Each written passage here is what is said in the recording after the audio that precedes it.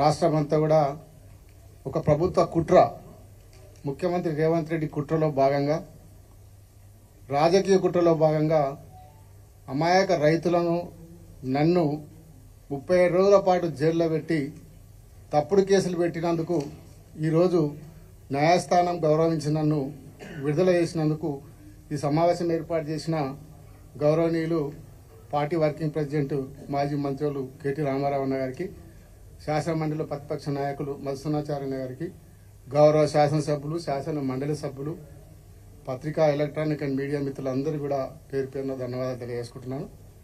మీరందరూ చూస్తూ ఉన్నారు, ముఖ్యమంత్రికి ప్రజలను డైవర్ట్ చేయడానికి ఏదైనా ఒక ఇష్యూ తీసుకురావాలి, ఇచ్చిన హామీలు ఎగగొట్టాలి, 6 గ్యారంటీలు ఎగగొట్టాలనే ఉద్దేశంతోనే ఒక రాజకీయ కుట్రలో భాగంగానే ఈరోజు రేవంత్ రెడ్డి గారు నాపైన, రైతులపైన కేసు పెట్టడం జరిగింది. అక్రమంగా జైలుకు పంపినాడు.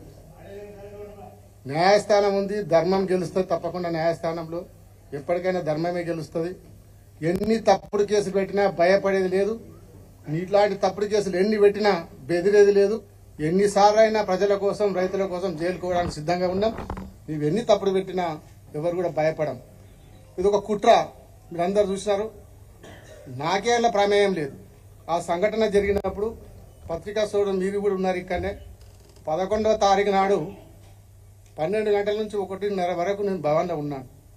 ప్రెస్ మీడియాలో నేను, శ్రీనివాస్ గౌడ్ గారు, ఆల వెంకటేశ్వర రెడ్డి గారు, ఆ రోజు గత కన్నా ముందు 10వ తారీఖు నాడు ముఖ్యమంత్రి గారు అక్కడ మహబూబ్నగర్ పార్లమెంట్ పోయినప్పుడు అక్కడ ప్రసంగించిన దాని మీద కౌంటర్గా మేము అందరం ప్రెస్ పెట్టినాం.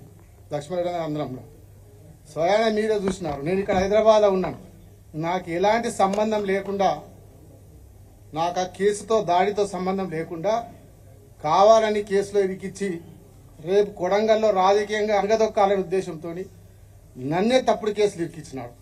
దాని తర్వాత నా ద్వారా వీళ్ళందరూ చూసినారు. పొద్దున 7 గంటలకు నన్ను అరెస్ట్ చేసినప్పుడు నేను ఫస్ట్ పోలీసులను ఒకటే అడిగాను, అరెస్ట్ వారెంట్ ఉందా మీ దగ్గర, ఎఫ్ఐఆర్ కాపీ ఉందా, నాకు చూపియండి, అప్పుడే అరెస్ట్ చేయండి అని చెప్తే మా దగ్గర పైన ఆదేశాలు ఉన్నాయి, మా దగ్గర ఏమి లేదని చెప్పి బలవంతంగా నన్ను కార్లు ఎక్కించుకొని తీసుకొని పోయి వికారాబాద్ డిటిసి సెంటర్ పెట్టి అక్కడ 11 గంటలకు ఎస్పీ గారు రావడం జరిగింది.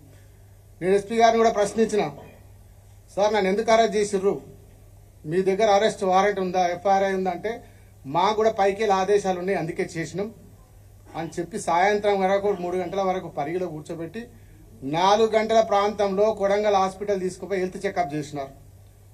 ఆ హెల్త్ చెకప్ టైంలో అన్ని పేపర్ల మీద నా దగ్గర సైన్ పెట్టించుకొని నాకు చదవడానికి కూడా అవకాశం ఇవ్వకుండా, మా అడ్వకేట్ చదువుకోవడానికి వీలు లేకుండా డైరెక్ట్గా జడ్జి గారి ముందర ప్రొడ్యూస్ చేసినారు.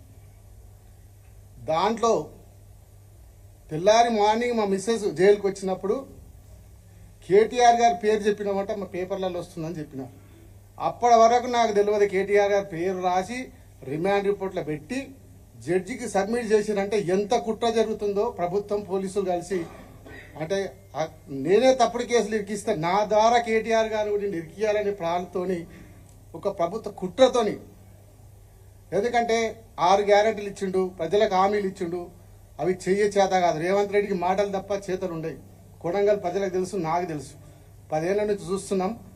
ఒట్టి మాటలే, చేతలు ఉండవు. మళ్ళా ఆ చేతలలో అన్ని మాటలు ఇచ్చి చేతలు చెప్పిండు కాబట్టి, ప్రజలను మోసం చేసిండు కాబట్టి, ప్రజలను డైవర్ట్ చేయడానికినే ఒక్కొక్క కేసు పెడతా ఉంటాడు. ఈరోజు చూసినారు. నాకు ఇప్పుడే బెయిల్ వస్తుంది. ఒక పక్క మళ్ళా కేటీఆర్ గారి మీద కేసు పెట్టి అది డైవర్ట్ చేయాలి. మళ్ళీ ఇది ఒక 6 నెలలు గడపాలి. ఇట్లా గడుపుకుంటూ ప్రజలకు మోసం చేసుకుంటూ ఇచ్చిన గ్యారంటీ ఒక్కటి కూడా అమలు చేయకుండా ముఖ్యమంత్రి ప్రజలను మోసం చేస్తా ఉన్నాడు, రైతులను మోసం చేస్తా ఉన్నాడు. నేను ముఖ్యమంత్రి ఛాలెంజ్ చేసి చెప్తున్నా, సొంత నియోజకవర్గం, నేను కూడా ఎమ్మెల్యే ఉన్నా, నువ్వు కూడా ఇప్పుడు ప్రజెంట్ ఎమ్మెల్యే ఉన్నావు. కొడంగల్ నియోజకవర్గంలో ఒక పెద్ద గ్రామం తీసుకుందాం. రుద్వారము, అంగడరాయచూరు, దొరేపల్లిలో భూనీడు ఉన్నది. ఆ గ్రామంలో గ్రామసభ పెడదాం. నేను పక్క కూర్చుంటా. గ్రామసభ పెట్టు. నీవిచ్చిన పథకాలు ఏవేమి ఎవరెవరికి వచ్చినాయో నువ్వే గ్రామసభలు అడిగి తెలుసుకో. ఎంతమందికి రుణమాఫీ అయింది, ఎంతమందికి 500 గ్యాస్ సిలిండర్ వచ్చింది, ఎంతమందికి మీకు 200 కరెంట్ ఫ్రీ కరెంట్ వచ్చిందో గ్రామ సభ పెట్టి తెలుసుకుందాం.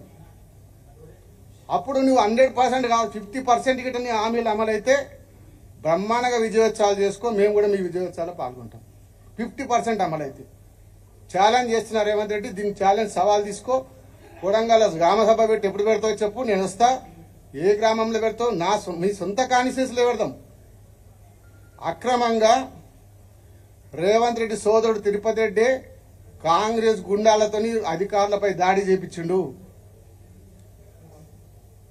దాడి చేపించి రైతులు భూములు ఇస్తలేదని చెప్పి కక్షగట్టి దాడి చేపించి అదే రోజు రాత్రి 1 గంట కరెంటు బంద్ చేసి నెట్ బంద్ చేసి గ్రామంలో పోలీసులు రిజర్వ్ పోలీసు పంపి ఇచ్చినారు అక్కడికి.